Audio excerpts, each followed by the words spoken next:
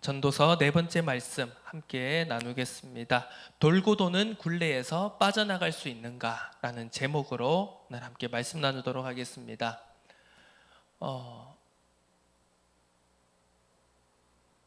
이 전도서의 말씀 1장 1절에 표제처럼 다윗의 아들 예루살렘 왕 전도자의 말씀이다 라고 선포하며 시작되는 이 전도서의 말씀, 우리가 깊이 생각하고 묵상하고 기도하면서 성령께서 주시는 은혜와 깨닫게 하심, 조명하심으로 오늘 이 시대 우리가 어떤 의미와 어떤 목적, 어떤 정체성을 가지고 살아가야 될지를 우리가 항상 생각하며, 때로는 고민하며, 때로는 눈물 흘리며 무릎 꿇고 기도함으로써 우리가 하나님의 편에 설 수 있는, 하나님이 우리 편이 되게 해달라라는 기도가 아닌 우리가 하나님의 편에 설 수 있도록, 하나님이 계신 곳에 우리가 있을 수 있도록,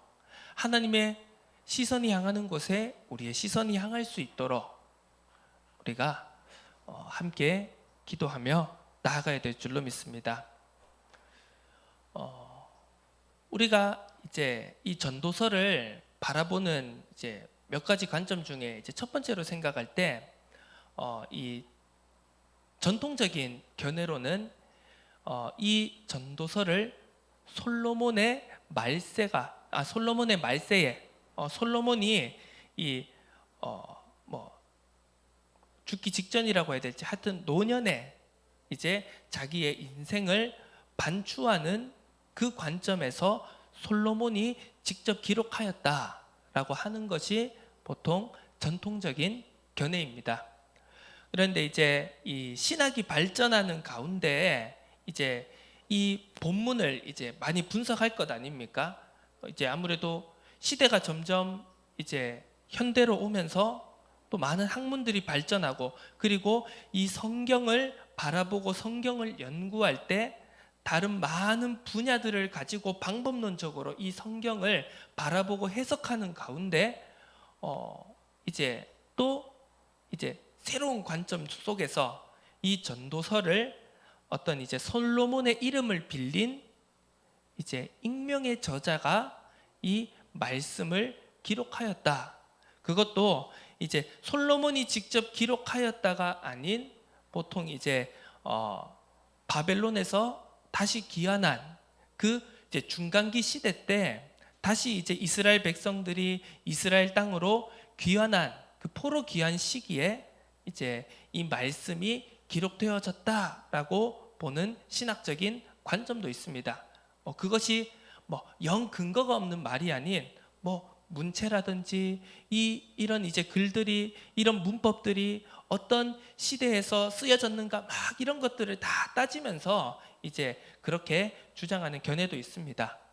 자, 물론 우리는 근본적으로 근원적으로 솔로몬이 기록했다라는 전통적 관점을 지지하고 따릅니다. 그런데 우리가 여기에서 분명히 생각해 볼 것은, 자, 이것이 솔로몬이 기록한 말씀이다 라고 했을 때 이 말씀을 올바르게 최대한 하나님의 뜻과 방향에 가깝게 이 말씀을 바라보고 적용할 수 있는 길이 무엇일까라고 했을 때 우리는 서론적으로 많은 것을 한번 생각해 보아야 됩니다.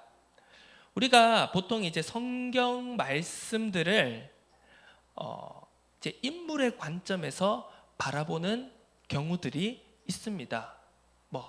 믿음의 인물 요셉, 믿음의 인물 다윗, 모세, 솔로몬, 아브라함, 이런 믿음의 인물들을 통해서 우리가 말씀을 바라볼 때, 물론 인물을 통해서 말씀을 바라볼 때는 많은 유익이 있는 반면, 또 우리가 이 말씀을 자칫 잘못 내 생각과 기준으로 오해해서 붙잡을 수 있는 위험도 있다는 것입니다. 그 위험은, 그 부작용은 무엇인가라고 했을 때 바로 성경 속 위인, 성경 속 인물들에게 내 생각과 내 원하는 것과 내 욕망을 투영해서 말씀을 붙잡는 경우가 우리가 말씀을 바라볼 때 대표적으로 말씀을 틀리게, 잘못되게, 어긋나게 붙잡을 수 있는 위험 요소 중에 하나입니다. 그게 무슨 말일까? 라고 했을 때 그냥 단순히 생각하면 그렇습니다. 자, 내가 혹은 내 자녀가 공무원이 됐으면 좋겠습니다. 그것도 꽤 고위 공무원, 1급, 2급, 1급, 2급, 3급 정도 되는 그런 고위 공무원이 되고 싶고 또 내 자녀가 그렇게 되고 싶은 게 꿈입니다. 그러면 보통 어떤 인물을 붙잡습니까? 요셉을 붙잡습니다. 왜? 총리 요셉이니까요. 예를 들어 그런 경우가 있습니다. 내가 돈을 많이 벌고 싶다. 정말 산업인으로 한번 교회에도 헌신하고 충성하고 목회자들의 식주인이 되고 싶다라는 그런 마음을 품고 있을 때, 물론 그것 자체가 틀렸다는 것이 아니라 그렇게 말을 하면서도 그 밑바닥에 깔려 있는 것은 무엇이 더 우선입니까? 내가 돈을 벌고 싶다, 내가 성공하고 싶다, 많은 돈을 벌고 싶다라는 그것이 밑에 깔려 있고 그것이 감추어져 있는 채 누구를 붙잡는가라고 했을 때 보통 이삭이라는 인물을 많이 붙잡지 않습니까? 30배, 60배, 100배의 결실, 르호봇의 축복. 자, 이것이 우리가 성경 속 인물을 붙잡고 말씀을 바라볼 때 가장 저지르기 쉬운 부작용 중에 하나입니다. 내 욕망을, 내 생각은 나를 향한 하나님의 뜻과 계획과는 전혀 상관없는 내 욕망을 하나님의 말씀이라고 포장을 하면서 이렇게 싹 성경 속 인물들의 투영을 시킬 때, 그러면서 나는 성경 속 인물을 붙잡았으니까, 말씀을 붙잡았으니까 나는 하나님이 나를 축복하실 거야, 응답해 주실 거야, 아니 응답해 주셔야만 해 라고 붙잡고 신앙생활을 할 수가 있다는 것이죠. 그렇기 때문에 우리가 성경 속 인물을 바라볼 때는요, 그만큼 많은 주의를 기울여야 되고 또 많은 기도를, 정말 어떻게 보면 깊은 기도 속으로 들어가야 되는 것입니다. 하나님, 내가 말씀을 붙잡을 때 이 성경 속 인물을 통하여서 내가 하나님을 바라보고 하나님의 뜻과 계획을 바라보게 하여 주시옵고, 내 생각과 내 욕망이, 내 잠재되어지고 내 드러나지 않는 욕망이 포장되어 나타나지 않도록 하나님 말씀을 올바르게 바라보고 말씀을 올바르게 붙잡고 말씀을 올바르게 깨달을 수 있도록 은혜를 주옵소서라는 그 깊은 기도 속으로 우리가 들어가야 한다는 것입니다. 자, 그래서 이 솔로몬의 전도서, 이스라엘 왕 다윗의 아들 예루살렘 왕 전도자의 말씀이다. 자, 이것을요 우리가 진짜 그 솔로몬이 기록했다라고 생각을 했을 때, 왜 솔로몬은 그러면 자기의 이름, 이미 다윗의 아들 예루살렘 왕이라고 기록을 했는데요, 그러면 다윗의 아들 예루살렘 왕 솔로몬의 말씀이라고 이야기할 법한데 왜 그 솔로몬은 굳이 전도자라고, 히브리어 원어로 코헬렛이라고 왜 굳이 익명인 것처럼 그렇게 기록을 하였을까? 이 부분을 우리가 어떻게 보면 이 전도서를 읽는 가운데 계속해서 바닥에 전제로 생각을 해놓고 우리가 이 말씀을 읽을 때 어떻게 보면 어떤 한 인물을 바라보는 것이 아니라 한 특정한 우리의 생각과 우리의 어떤 고정된 관념과 어떤 틀린 우리의 고정된 관점에 머물러서 말씀을 해석하는 것이 아닌, 정말 나를 깨트릴 수 있고 나를 치유할 수 있고 나를 변화시키고 갱신시킬 수 있는, 정말 우리가 하나님이 내 편이고 우리 편이 아닌 내가 하나님 편으로 돌이킬 수 있도록 올바르게 설 수 있도록 말씀을 붙잡게 되고 인도받게 되는 그 응답을 누릴 수 있지 않을까, 누릴 수 있게 될 것이라고 저는 분명히 생각을 합니다. 자, 그런 관점 속에서 우리가 이 말씀을 계속해서 살펴볼 필요가 있습니다. 우리가 이 메시지를 전달하는 전도서의 주요 방식들이 몇 가지가 있습니다. 우리가 앞서 살펴보았던 이 헤벨, 모든 것이 헛되다라고 하는 그 헤벨이라고 하는 한 단어를 통해서, 그 단어를 통해서 전도서를 관통하며 바라볼 수 있는 그러한 전달의 방식이 하나 있고요. 그리고 또 하나 주요한 이 메시지를 전달하는 전도서의 방식 중 하나가 뭐냐 하면은요, 바로 아이러니한 질문을 던지지만 진짜 의도는 그 반대의 결론을 암시하고 유도하는 방식이 있다는 것을 살펴볼 수 있습니다. 자, 이게 무슨 말이냐, 무슨 의미냐? 자, 간단히 예를 들어 볼 때 그렇습니다.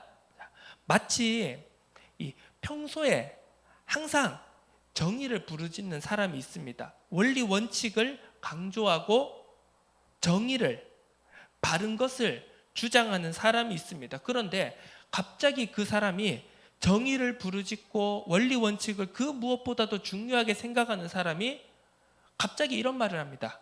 야, 세상은 강한 놈이 살아남는 거야. 그치? 야, 그렇게 생각하지 않아? 야, 세상은 강한 놈이 살아남잖아. 맞지? 세상은 약육강식이야. 있는 놈이 더 잘 살고 없는 놈은 그냥 죽는 거야. 맞지? 야, 잠시. 내 말이 맞지? 이렇게 만약에 물어본다면 정말 그 사람이 그렇게 생각해서 그렇게 물어보는 걸까? 정말 그 사람이 그렇게 생각하기 때문에 그렇게 물어보겠지라고 생각하는 사람들이 과연 있겠습니까?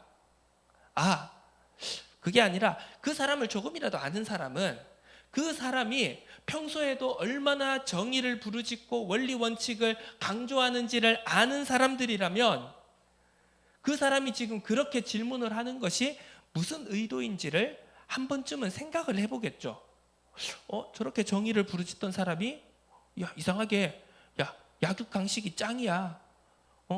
힘 있는 놈이 살아남는 게 당연한 거야 라고 질문한다면, 그렇지? 라고 되물어 본다면 저게 과연 어떤 의미일까? 저 사람이 과연 무슨 의도로 저런 질문을 하는 것일까를 한 번쯤은 생각을 해보겠죠. 자, 전도서가 말하고 있는, 전도서가 이 전도서를 읽고 있는 사람들에게 질문하는 방식이 바로 그렇다는 것입니다. 자, 그런 관점에서 오늘 4절에서 11절의 말씀을 살펴볼 필요가 있다는 것입니다. 그렇다면 과연 이 사람이 의도하고 전하려는 바가 진짜 약육강식을 말하려는 것인가, 약육강식이 이 세상의 정답임을 주장하는 것인가 라고 했을 때 아닐 것이라는 대답을 우리는 너무나 잘 알고 있는 것입니다. 자, 전도서 전반에서 이 전도자라고 불리는 코엘렛이 세상과 문제를 인식하는 핵심 관점은 무엇이냐라고 했을 때 바로 내가 눈으로 보고 관찰했다는 것입니다. 자, 여러 부분에서 이미 1장에서도 그런 부분들은 계속해서 발견할 수 있습니다. 10절에도 그렇죠. 무엇을 가리켜 이르기를 보라, 이것이 새 것이라 할 것이 있으랴. 13절에도 그렇습니다. 마음을 다하여 지혜를 써서 하늘 아래에서 행하는 모든 일을 연구하여 살핀즉. 14절에도 보면 내가 해 아래서 행하는 모든 일을 보았노라. 자, 이 전도서의 초반부는 이 코엘렛이라고 일컫는 솔로몬이, 코엘렛이 보았다라는 것을, 내가 보았다라는 것을 굉장히 강조하고 있습니다. 이것은요, 무엇입니까? 한마디로 과학적 관찰을 의미하는 것입니다. 우리가 과학적이라고 했을 때 어떤 우리 속에 그려져 있는 어떤 한 특정한 고정된 이미지를 생각하기 쉽지만, 사실 이 의미적으로, 정기적으로 우리가 생각을 했을 때 과학적이라고 하는 것은 무엇입니까? 눈으로 볼 수 있는 것, 반복해서 관찰할 수 있는 것, 반복해서 결과가 나올 수 있는 것, 이런 것들을 가지고 보통 우리는 과학적이라는 표현을 쓰지 않습니까? 그래서 과학적 관찰이다라고 했을 때 핵심은 눈으로 볼 수 있는 것을 의미하는 것입니다. 자, 눈으로 내가 보았을 때 나의 육신적인 지각으로 인식하고 관찰할 수 있는 것을 보았을 때 오늘 이 코엘렛이 말하고 있는 바가 무엇입니까? 4절부터 11절이 모든 세상은 돌고 돈다라는 것입니다. 한 세대는 가고 한 세대는 다시 온다. 계속해서 반복된다. 땅은 영원히 있다. 또 무엇입니까? 해는 뜨고 해는 지되 그 떴던 곳으로 빨리 돌아가고 바람은 남으로 불다가 북으로 돌아가며 이리 돌며 저리 돌아 바람은 그 불던 곳으로 돌아가고 모든 강물은 다 바다로 흐르되 바다를 채우지 못한다. 이미 있었던 것이 후에 다시 있겠고 이미 한 일을 후에 다시 할지라 해 아래는 새 것이 없다. 모든 것이 반복되고 순환된다라는 것을 지금 4절에서 11절은 표면적으로 이야기하고 있는 것입니다. 자, 오늘 우리는 여기서 한 가지 생각해 봐야 될 것, 바로 눈으로 보는 세상은 전부 다 순환한다, 반복된다라는 것을 우리가 먼저 생각해 보아야 됩니다. 이 전도자가 코엘렛이 눈으로 보았을 때 세상이 그렇게 돌아간다는 것입니다. 봄, 여름, 가을, 겨울이 되면 다시 또 봄이 옵니다. 여름, 가을, 겨울, 봄, 여름, 가을, 겨울, 그렇게 1년, 2년, 3년, 10년, 50년, 100년이 지나갑니다. 1000년이 지나갑니다. 여러분 경험해 보신 적 있습니까? 봄 다음에 갑자기 가을이 오던가요? 겨울 다음에 갑자기 여름이 오던가요? 물론 요즘은 겨울 다음에 다시 바로 여름이 오는 것 같은 그런 기후 속에서 우리가 살아가고 있습니다만 계속 똑같이 반복되지 않습니까? 그 어떤 서기 1234년에는 갑자기 봄 다음에 가을이 왔다가 봄 다음에 갑자기 또 겨울이 왔다가 봄, 겨울, 여름, 가을 이렇게 변하지가 않습니다. 계속해서 봄, 여름, 가을, 겨울, 봄, 여름, 가을, 겨울 따뜻했다가 추웠다가 따뜻했다가 추웠다가 그것이 계속 반복이 됩니다. 자, 이렇게 눈으로 보는 세상은 계속해서 반복이 되고 순환이 됩니다. 이것을 종교적으로 철학적으로 표현하자면 바로 이것을 윤회라고 부를 수 있는 것이죠. 자, 이 돌고 도는 순환하는 세상을 바라보는 관점 속에서 그렇다면 어떤 결론이 나오느냐라고 했을 때 의미가 사라지게 됩니다. 돌고 도는 것이기 때문에 모든 것의 의미가 사라집니다. 자, 시작이 어디이고 결론이 어디입니까? 원을 그립니다. 자, 우리가 계속해서 원을 그립니다. 물론 가장 처음에 그 원을 시작한 사람은 그 시작점이 어딘지 알겠죠. 여기에서 어느 위치에서 딱 시작했고, 자, 원을 그립니다.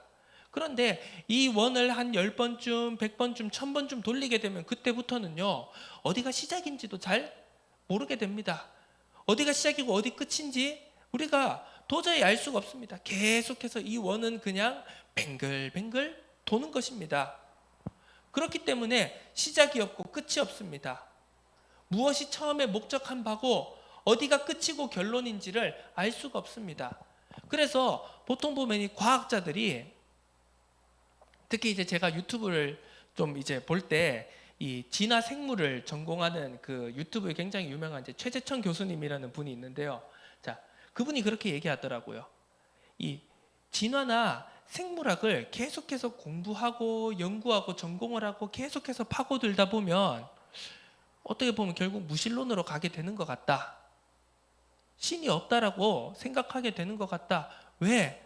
아무런 의미를 찾을 수 없기 때문이다. 그냥 우연적으로 발생했고 우연적으로 진화했고 그래서 계속 돌고 도는데 여기에 무슨 의미를 찾을 수 있냐? 그러니까 그냥 우리가 의미를 발견할 수 없는 인생 속에 자기 자신대로 자기 나름대로의 것을 가지고 살아라. 어떻게 보면 이제 그렇게 나가는 것이 당연하다. 신이 없다고 생각하는 것이 당연하고 의미와 목적이 없다고 생각하는 것이 당연하다. 이제 그런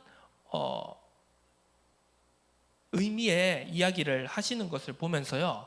아, 그럴 수도 있겠다라는 생각이 들었습니다. 그렇지 않겠습니까? 다 우연인데요. 다 목적인데요. 다 돌고 도는데요. 무슨 의미가 있다는 것입니까? 의미도 없고 목적도 없습니다. 결국 그래서 그런 하나님 없는 세계관, 하나님 없는 그런 관점을 가지고 살아가다 보면 그냥 소위 말하는 대로 까르페 디엠, 그냥 인생을, 지금을 즐기면서 욜로, 오늘 하루하루에 그냥 최선을 다하면서 그냥 네가 즐기고 살아가는 것에 만족해라, 그런 관점으로 가버리지 않겠습니까? 그렇다면 자, 여기에서부터 또 우리가 많은 고민이 시작됩니다. 아니, 다윗의 아들 예루살렘 왕 솔로몬 전도자가 진짜 그런 의미로 이야기를 한 것일까? 돌고 도는 것이다, 해 아래 새 것이 없다, 아무런 의미가 없다, 야, 우리가 수고하고 땀을 흘리면서 열심히 일하고 노력하는데 그냥 다 돌고 도는 것이면, 우리가 한 일을 후세가 기억해 주지 않는다면, 내가 한 일이 아무런 의미가 없고 내가 지금은 뭐 엄청난 대단한 일을 하는 것 같이 인생을 바쳤는데 그것이 내가 인생의 마지막에 와보니까 아무런 의미가 없어. 그냥 예전에도 했던 거고 또 그것이 사라져가고 그 후대들도 똑같은 일을 반복한다. 그러면 그게 무슨 의미가 있는가? 우리가 이런 생각을 할 수 있지 않겠습니까? 이런 의문을 가질 수 있지 않겠습니까? 진짜 성경이 그걸 말하고 있다고 우리는 의심하지 않을 수, 반문하지 않을 수 없다는 것입니다. 코엘렛이 말하고자 하는 것이 진짜 순환이고 윤회 사상을 말하는 것인가? 반복을 말하고 무의미함을 말하는 것인가? 절대로 그럴 수가 없다는 것입니다. 우리는 성경 말씀 66권이 창세기부터 요한계시록까지 이어지는 이 모든 하나님의 말씀이 정확한 의도와 정확한 목적과 의미를 가지고 있다는 것을 우리는 인정하고 고백하는 신앙을 가지고 있습니다.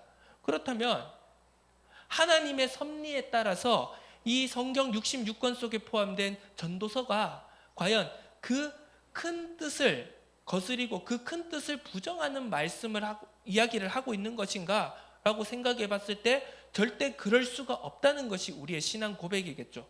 그렇다면 우리는 여기서 진짜 메시지를 찾아내야 되는 것입니다. 그러려고 할 때 바로 우리가 서론적으로 함께 살펴보았던 아이러니한 모순적인 것 같아 보이는 질문 속에서 진짜 의도를 우리는 찾아내야 되는 것입니다. 그것이 무엇입니까?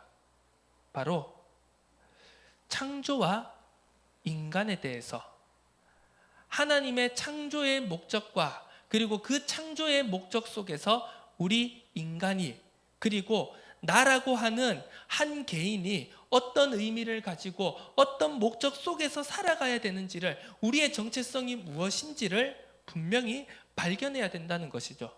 자, 우리가 앞서 살펴보았습니다. 눈으로 관찰하고 보는 세상은 돌고 도는 순환이라고요. 다 이렇게 순환이니까 아무런 의미도 없고 우리가 그냥 이 돌고 도는 세상 속에서 어떻게 살아야 되냐, 그걸 고민할 수밖에 없는 것이죠. 그런데 창조와 인간이 그 순환에 들어가는 순간 역사는 선형이 된다는 것입니다.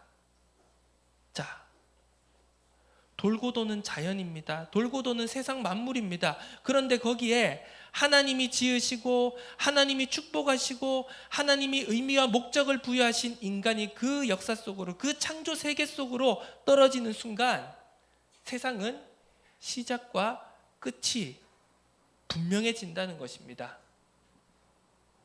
물론 인간이 그 창조 세계 속에 있어도 여전히 봄, 여름, 가을, 겨울은 계속됩니다. 한 세대는 왔고 한 세대가 또 가고 또 그 후의 세대가 또 옵니다. 똑같은 일을 반복하는 것 같습니다. 그 전의 세대가 실수를 반복하고 그 실수 속에서 우당탕탕하는 과정을 거쳐서 또 많은 것이 발전을 합니다. 그런데 그 다음 세대가 또 똑같은 실수를 저지르는 것 같습니다. 그렇게 세상은 반복되는 것 같습니다. 하지만 창조의 목적을 가진 하나님께서 창조하신 인간이 그 세상 속에 들어가는 순간 시작과 끝이 있다는 것입니다. 발전하지 않는 것 같습니다. 배우는 것 같지 않습니다. 역사 속에서 배우는 것 같지 않습니다. 인간의 욕심은 끝이 없고 똑같은 실수를 계속 반복하는 것처럼 보이지만 천천히 그리고 한 걸음 한 걸음 인간은 하나님이 창조하신 인간은 그 창조의 세계 속에서 한 걸음 한 걸음 1cm씩 1cm씩 한 치 한 치씩 조금씩이지만 꾸준하게 끝을 향해 결론을 향해 나아가고 있다는 사실입니다. 그래서 이것을 이제 굳이 표현하자면 하나님이 만드신 하나님이 창조하신 이 피조 세계와 그리고 그 속에서 살아가는 인간이 만들어가는 모습은 역사는 바로 나선형이라고 할 수 있는 것입니다. 반복되는 것처럼 보입니다. 하지만 꾸준하게 천천히 느리지만 눈에 보이지 않는 것 같지만 천천히 끝을 향해서 종말을 향해서 하나님이 계획해 놓으신 그 마지막 때를 향하여서 천천히 앞으로 나아가고 있다는 사실입니다. 자, 말씀을 결론 내도록 하겠습니다. 반복되는 것처럼 보입니다. 아무것도 발전하지 않는 것처럼 보입니다. 예전의 실수를 여전히 우리가 반복하는 것처럼 보입니다. 이렇게 우리가 아둥바둥 살아가고 열심히 일하고 열심히 애쓰고 노력하는 것이 무슨 의미냐고 무의미함을 허무함을 주장할 수도 있겠습니다. 하지만 시대마다 하나님이 계획해 놓으신 심어두신 뜻과 목적이 있습니다. 1세기에는 예수님께서 직접 육신의 몸을 입고 이 땅에 오고 그의 사도들과 제자들이 세워지고 초대교회가 세워진 전도자 바울이 세워지며 그 초대교회가 세워져가는 그 1세기와 2세기 그 시대 속에는요, 그 시대에 주어진 하나님의 뜻과 목적, 의미가 있다는 것입니다. 1500년 뒤 종교개혁 시대에는 마틴 루터와 존 칼빈과 그 외에 수많은 종교개혁자들을 통하여서는 그 시대에 맞는 하나님의 뜻과 목적이 있었다는 것입니다. 그리고 500년, 600여 년이 지나 지금 이 시대, 오늘날 우리에게는 그 시대에 맞는, 이 시대에 맞는 하나님의 뜻과 목적, 의미가 있다는 것입니다. 우리는 그것을 반드시 붙잡아야 됩니다. 물론 우리는 과거를 통해서 앞서 걸어온 믿음의 조상들의 그 발걸음을 통해서 우리는 많은 것들을 배우고 또 많은 것들을 참고하고 받아들여야 됩니다. 하지만 그 바탕 속에서 하나님께서 우리에게 주신, 이 시대에게 주신, 우리 세대에게 주신 뜻과 목적을, 의미를 우리는 찾아가야 하는 것입니다. 자기 시대에 주어진 창조주의 목적을 붙잡고 의미를 발견하며 살아갈 때 우리는 그의 목적에, 그의 선하시고 높으신, 깊으신 목적에 한 걸음 한 걸음 더 가까이 나아갈 수 있게 될 줄로 믿습니다. 세상은 말합니다. 돌고 도는 굴레 속에서 빠져나올 수 있냐고. 모든 것이 반복되고 모든 것이 옛것이 동일하게 지금도 이어지고 또 해 아래 새 것이 아무것도 없다고 보이는 이 세상 속에서 과연 우리는 그 무의미해 보이고 허무해 보이는 그 굴레 속에서 빠져나올 수 있는가? 말씀은 우리에게 분명히 그렇다라고 정답을 제시하고 있습니다. 그것은 무엇입니까? 바로 창조주의 목적, 우리를 향하신, 이 세상 만물을 향하신 창조주의 의미와 목적을 찾아가라는 것입니다. 내 시간표 속에, 내 인생 속에, 우리의 세대 속에 주어진 하나님의 의미와 목적을, 정체성을 분명히 찾아가라는 것입니다. 그 속에서 우리는 해 아래 새 것은 없지만 그럼에도 불구하고 우리의 삶이, 우리의 인생이, 우리의 세대가 의미 있는, 가치 있는 시간이 되어질 줄로 믿습니다. 하나님의 높으신, 하나님의 깊으신, 넓으신 뜻과 계획 속으로 들어갈 수 있는, 하나님의 편에 설 수 있는 우리 복된 인생이 되어지기를 주님의 이름으로 축원합니다. 하나님 아버지 감사드립니다. 창조주 하나님께서 이 세상을 향하여 우리를 향하여, 우리의 세대를 향하여 허락하시고 계획하시고 성취해 가시는 의미와 목적을 분명히 붙잡고 찾아가며 한 걸음 한 걸음 믿음의 여정을 걸어갈 수 있도록 은혜 더하여 주옵소서. 감사드립니다. 예수 그리스도의 이름으로 기도드립니다. 아멘.